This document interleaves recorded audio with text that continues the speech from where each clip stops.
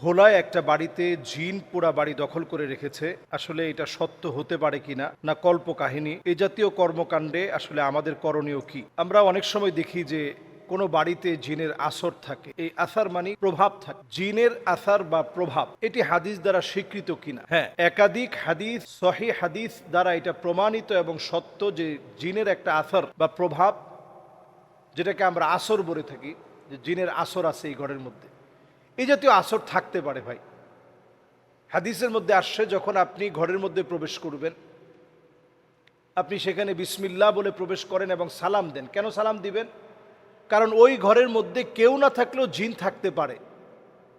এবং হাদিসের মধ্যে আসছে, যখন আপনি ঘরের ভিতরে ঢুকবেন, তখন যখন আপনি বিসমিল্লাহ বলে সালাম দিয়ে ঢুকবেন, তখন জিনরা বলতে থাকবে যে আজকের এখানে আমরা থাকার মতো কোনো জায়গা পেলাম না, কারণ আপনার পিছনে পিছনে জিনদের একটা দল ঢুকতে পারে। এবং আপনি সালামও দিলেন না, বিসমিল্লাহও যখন বলবেন না, তখন তারা বলতে থাকবে যে আদরাকতুমুল মাবিত, আজকে অন্তত রাত্রি যাপনের একটা জায়গা পেলাম। তো কিছু কারণ এমন আছে যেই কারণগুলোতে জিন আপনার বাসার ভিতরে বসবাস করবে, তাদের নিজেদের বসবাস স্থল বানিয়ে ফেলবে। এর মধ্যে একটা হচ্ছে, যেমন আপনি বাউলুন মুনকাতিয়া, পেশাব যদি আপনি খোলা অবস্থায় রেখে দেন, দুর্গন্ধ সৃষ্টি হবে। এবং এই পেশাবটাই বাচ্চাদের পেশাবটা কমোডের মধ্যে আপনি রেখে দিলেন, এখান থেকে যে দুর্গন্ধের সৃষ্টি হবে, এটাতে দুষ্ট জিনেরা আপনার ঘরের মধ্যে আসবে। আরও একটি কারণ আছে যেটাতে আপনার এই প্রভাবের কারণে আপনার ঘরের মধ্যে জিনের আসর থাকতে পারে। সেটি হচ্ছে এমন যে আপনার ঘরের মধ্যে আপনি ঝুনঝুনি টানিয়ে রেখেছেন। ঝুনঝুনির এই আওয়াজটা জিনদের বিশেষভাবে পছন্দ হয়। আমরা দেখবেন অনেকেই পর্দার মাঝখানে একটা ঝুনঝুনি দিয়ে রাখি। এটা যখন নড়ে চড়ে উঠে, তখন জিনেরা এই জায়গাটায় আসতে খুব স্বাচ্ছন্দ্য বোধ করে। হাদিসের মধ্যে নবীজি সাল্লাল্লাহু আলাইহি ওয়াসাল্লাম বলেছেন যে লা তাদখুলুল মালাইকাতু বাইতান ফিহি জুলজুল, ওই ঘরের ভিতরে রহমতের ফেরেশতা প্রবেশ করতে পারে না যেই ঘরের ভিতরে এই যে ঝুনঝুনির আওয়াজ থাকে। তো ওইখানের মধ্যে দুষ্ট জিনেরা আসে। আপনি যদি হাড় কাটা এগুলোর মধ্যে পানি ঢেলে দেন, তাহলে জিনেরা আপনার ঘরের মধ্যে আসর করা বা প্রভাব বিস্তার করার সম্ভাবনা থাকে। এরপরে যদি আপনি আপনার বিছনার চাদরটা একেবারে খোলামেলা, বিছনাটা একবারে রেখে দিলেন, ঝাড়া না দিয়ে আপনি শুয়ে পড়লেন, জিন ওই জায়গার মধ্যে শুয়ে রেস্ট নিতে পারে। আপনার ঘরের মধ্যে হয়তো সে শুয়ে আছে, আপনি দেখতেছেন না। তো আপনি যখন শুয়ে যাবেন, তখন হয়তো তার শরীরের মধ্যে লাগার কারণে সে ব্যথা পেয়েছে, সে প্রতিশোধ নেওয়ার চেষ্টা করবে। এজন্য শোয়ার আগে বিসমিল্লাহ বলে আপনার বিছনার চাদরটা আপনি ঝেড়ে নেন। এরপরে আরও একটি কারণ, যখন আপনি টয়লেটে যাবেন, আপনি টয়লেটটা পরিষ্কার করে রাখবেন এবং বাহির থেকে প্রবেশ করার সময় আল্লাহুম্মা ইন্নী আউযু বিকা মিনাল খুবসি ওয়াল খাবায়েস আপনি পড়েন।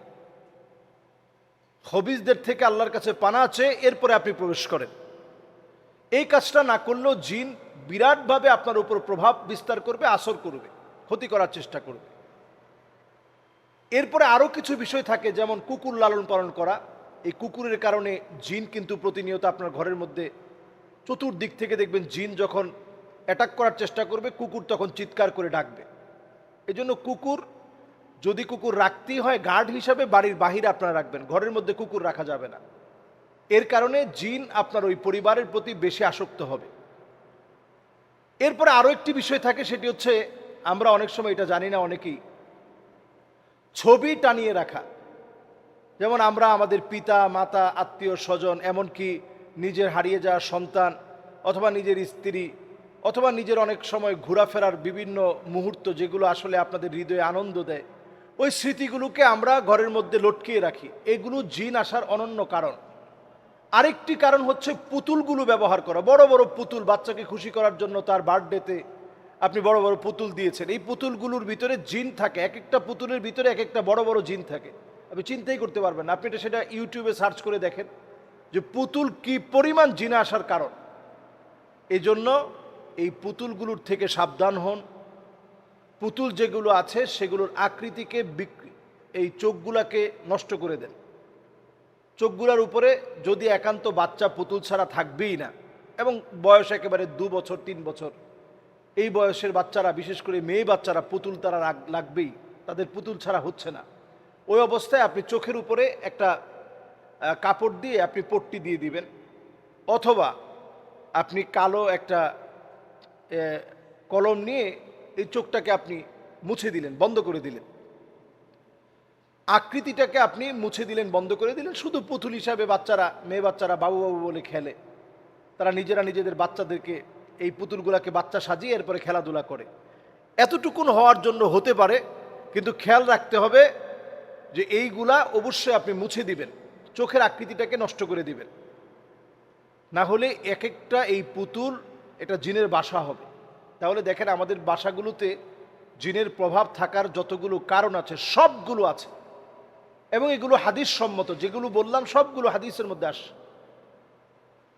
এখন বাঁচার জন্য উপায় কি? বাঁচার জন্য উপায় হচ্ছে সূরায়ে ইখলাস, সূরায়ে ফালাক, সূরায়ে নাস প্রতিদিন পড়েন। ঘরের মধ্যে সূরায়ে বাকারার তেলাওয়াত উচ্চ আওয়াজে ছেড়ে রাখেন। এখন প্লাগ ইন কোরআন পাওয়া যায়, অথবা আপনি টেলিভিশনেও অ্যাডবিহীন সূরায়ে বাকারার তেলাওয়াত ইউটিউব থেকে আপনি সার্চ করেন, সেখানে আপনি পেয়ে যাবেন। আপনি সূরায়ে বাকারার তেলাওয়াতটা ছেড়ে রাখেন, জিন আপনার ঘর থেকে বের হতে বাধ্য হবে। রাত্রে ঘুমানোর সময় আয়াতুল কুরসি আপনি পড়েন। হাদিসের মধ্যে আসছে ফালা ইয়াজাল আলাইকা মিনাল্লাহি হাফিজ, আল্লাহর পক্ষ থেকে একজন জিম্মাদার আল্লাহ তাআলা নিযুক্ত করে দিবে, যার দায়িত্ব হচ্ছে আপনাকে সে পাহারা দিবে। সুবহানাল্লাহ বিহামদি। সুতরাং এই বালা মুসিবত থেকে বাঁচার জন্য যে আমলগুলো বললাম, এই আমলগুলো আমরা করার চেষ্টা করি, এবং এই পরিবারকে আমরা বলবো যে আপনারা এই আমলগুলো করেন। ইনশাআল্লাহ যেটা বলা হচ্ছে বাথরুমে যাওয়ার পরে ভয় দেখানো হচ্ছে, ঘরের ভিতরে সব ভাঙচুর হয়ে যাচ্ছে এরকম, এবং প্রচণ্ড ভয় ভীতি, সব জায়গায় মনে হচ্ছে জিনের দখলে, এগুলো সব ইনশাআল্লাহ শেষ হয়ে যাবে। আল্লাহ আমাদেরকে বোঝার তৌফিক দান করুক। আসসালামু আলাইকুম ওয়া রাহমাতুল্লাহি ওয়া বারাকাতুহু।